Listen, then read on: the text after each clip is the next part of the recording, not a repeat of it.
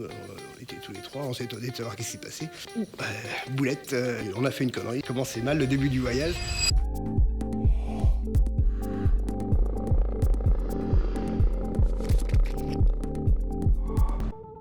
Aujourd'hui, pour JAPS, je vais vous raconter mon anecdote. Je m'appelle Stéphane Rochereau, je suis pilote depuis 15 ans et je totalise à peu près 1500 heures de vol sur planeur, avion, ULM, principalement sur planeur où je suis même instructeur. Je suis passionné d'aéronautique. Je vole en ce moment sur un ULM Lambada. C'est un ULM planeur. L'avantage de cet appareil, c'est qu'on peut voler à la fois en 13 mètres et en 15 mètres. C'est un planeur, donc on peut voler et enlever, couper le moteur. C'est une machine avec un moteur de 80 chevaux. Jabiru. Ça vole à peu près en vitesse de croisière à 160 km/h. La particularité de cette machine, c'est que c'est un train classique. Donc c'est une machine qui est assez difficile à prendre en main au départ. C'est une machine bec un peu agentée comme les planeurs. On a vraiment une caractéristique de planeur quand on a le moteur tout simplement.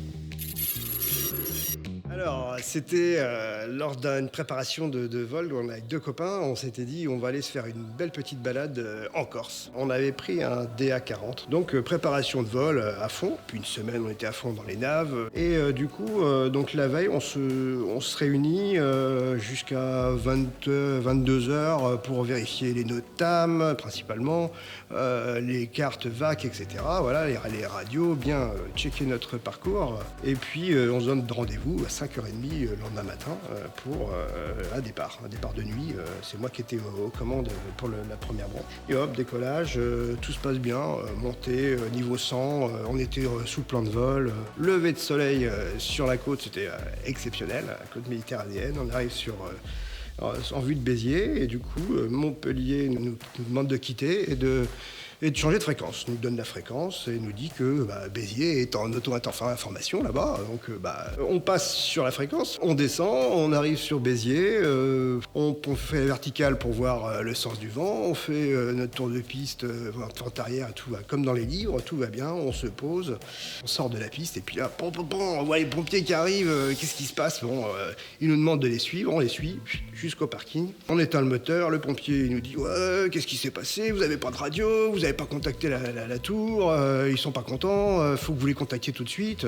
Bon, nous, on était tous les trois, on s'est étonnés de savoir ce qui s'est passé. On remet le contact, on regarde la fréquence, et là, oui, boulette, on n'avait pas mis la bonne fréquence.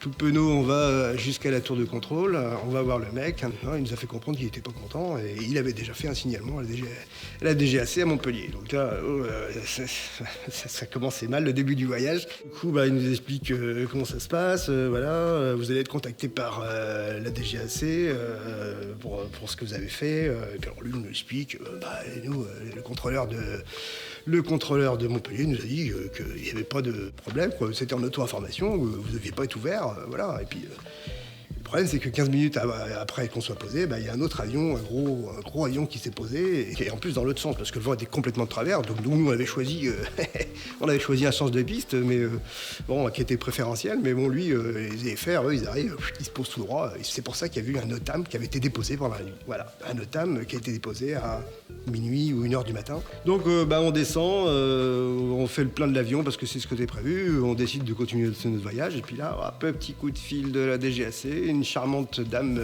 m'appelle.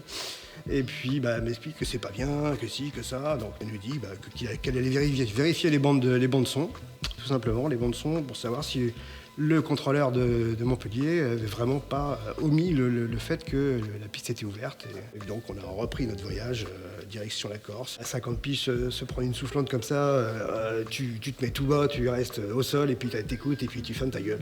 C'est tout ce qu'il y a à faire de toute façon dans ces cas-là. Tu sais que t'as fait une connerie, donc terminé quoi.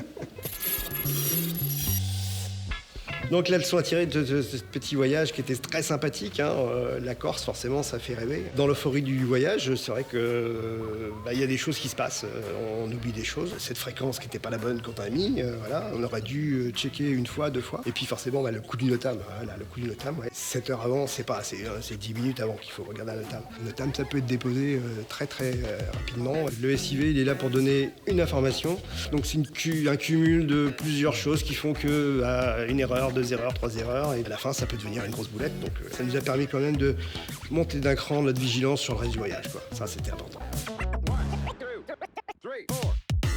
Ouais, on s'en est pas trop vanté après, on va dire.